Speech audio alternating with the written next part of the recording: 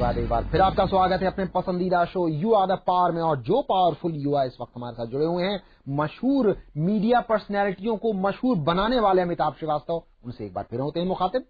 सफलता की बुलंदियों को आप छीन रहे थे, चाहे आज तक हुआ, उसके बाद आप शायद डिज्नी में गए जी, उसको जरा जिक्र करने चाहिए। डिज्नी दुनिया की मानी हुई नंबर 1 मीडिया कंपनी, और उसमें काम करना, वो भी डायरेक्टर लेवल पे, एक बहुत बड़ी चुनौती थी जो मैंने स्वीकार की। और वो एक सपना भी था कि जो वर्ल्ड की टॉप मीडिया कंपनी है उसमें एक अच्छे लेवल पे जाके मैं कम उम्र में काम करूं, जो एक सपना था जो मैंने पूरा किया।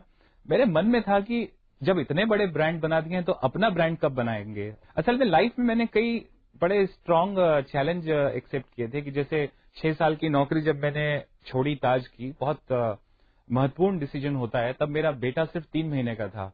अच्छा। वो एक बहुत बड़ा स्टेप था। या बीबीसी की नेशनल मैनेजर की जो नौकरी छोड़ के आपने आज तक ज्वाइन किया, आज तक जो सिर्फ एक आधे घंटे का स्लॉट था, वो एक बहुत बड़ा डिसीजन था। या मैं बंबई में इतनी वर्ल्ड की टॉप मीडिया कंपनी को छोड़ के अगर अपना कुछ करने की सोच रहा था, वो भी एक बहुत बड़ा स्टेप था। आई थिंक मेरी लाइफ का जो दूसरा फेज था, वो सबसे बड़ा चैलेंज था कि अपने आप को आप कैसे स्थापित करें। लेकिन आपको भी तो कभी डिप्रेशन हुआ होगा, अंदर से कुछ अशांति हुई होगी जी, वो कौन सा लम्हा था और उस अशांति से कैसे आप उभरे कि अभी भी आप हैं एक सफल मीडिया पर्सनालिटी? हमारी उम्र में क्या होता है कि हम सभी युवा लोग हैं, जो मेरी उम्र के लोग हैं, दरअसल ईएमआई पे ज्यादा पलते हैं। बैंकों से लोन, कार का लोन, घर का लोन, पर्सनल लोन, और वो सारे दबाव मेरे पे भी थे। और चूंकि मैं इतनी बुलंदियों पे था और इतनी हाई सैलरी पा रहा था, अचानक सब छोड़ देना और घर पे बैठना, सोचना कि अपने आप क्या करना है with no capital, it was a big decision. पर मुझे लगा कि अपने आप को अगर स्थापित करना है तो जरूर इन काली रातों का सामना करना पड़ेगा, क्योंकि हर अंधकार के बाद एक सवेरा आता है। वंडरफुल, हर अंधकार के बाद एक सवेरा आता है, ये मत भूलिएगा, क्योंकि अमिताभ ये नहीं भूले थे और इसीलिए उसके बाद सवेरा कैसे आया और कब आया और वहां से आने की शक्ति आपको कहां से मिली?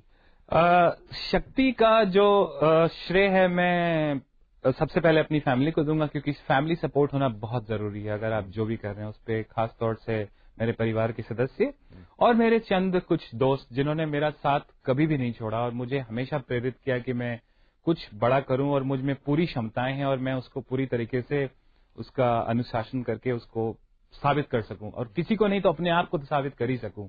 सबसे बड़ी चीज जो जरूरत है और फील की जाती है, वो कॉन्फिडेंस है कि आपका अपना कॉन्फिडेंस कितना आप पे है, क्योंकि अगर आपका अपना ही कॉन्फिडेंस आप में नहीं है तो आप कुछ नहीं कर पाएंगे। तो आपका कॉन्फिडेंस था और आज आपका काम चीन से लेकर हॉलैंड तक फैला हुआ है जी। तो आज की तारीख में आप खुश हैं, संतुष्ट हैं जी? और क्या क्या आपके काम है संक्षेप?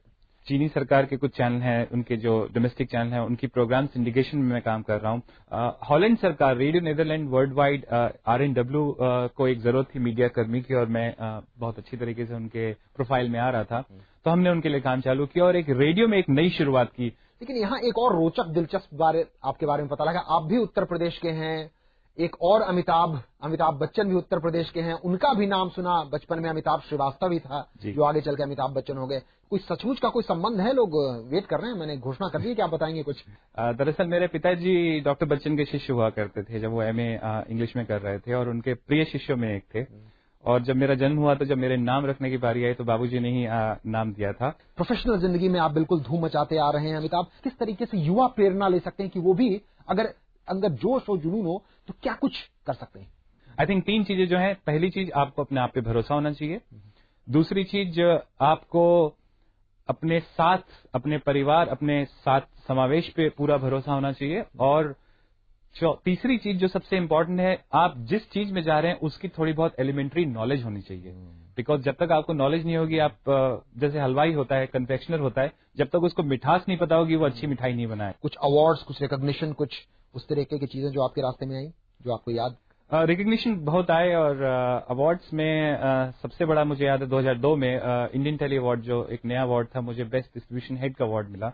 और चूंकि मैं मार्केटिंग भी हेड करता था, उन्हीं दौरान आज तक को ब्रांड मार्केटिंग के बहुत अवार्ड मिले थे। आज भी कुछ हफ्तों पहले भी उसको लगातार 8वीं बार मिला, तो बड़ी खुशी होती है कि उस इतने बड़े शाहकार का जो नींव थी वो मैंने रखी थी। पहली बार उसको बेस्ट चैनल अवार्ड मिला था, उसमें best distribution award Amitabh Shrivastava को मिला जी।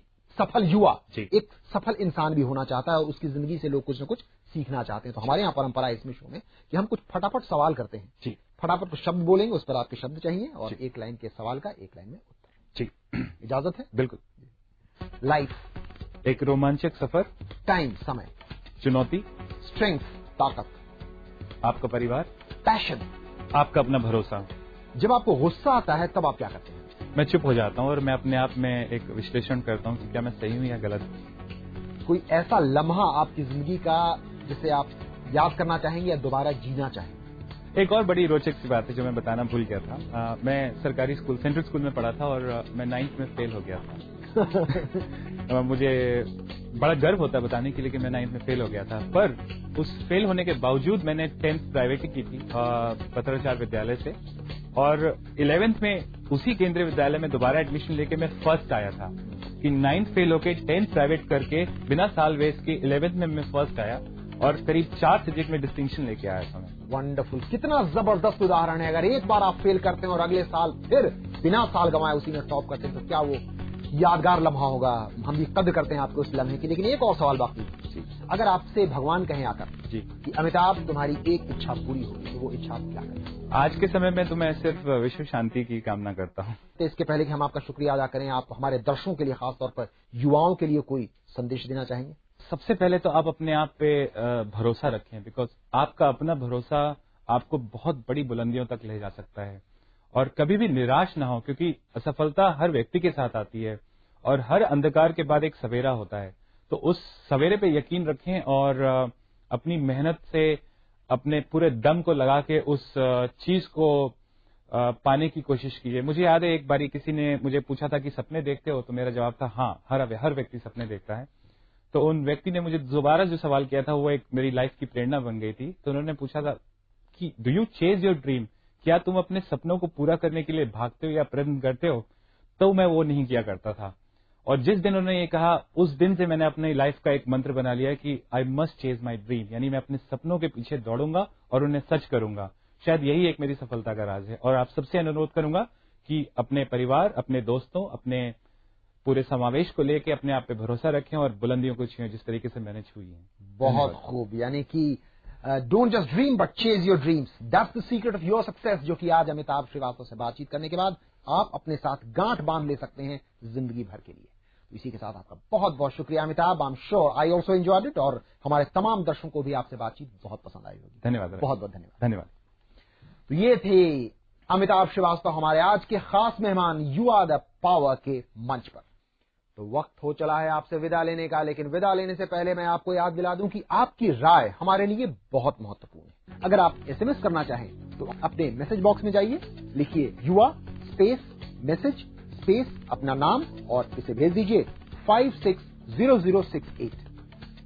अब बताते हैं आपको अपना ईमेल आईडी, जो कि है yuadapar@pragyaTV.com, और आप हमें पत्र भी लिख सकते हैं और इसके लिए हमारा पता है yuadapar, Pragya TV, plot number 13, sector 16A, film city, Noida.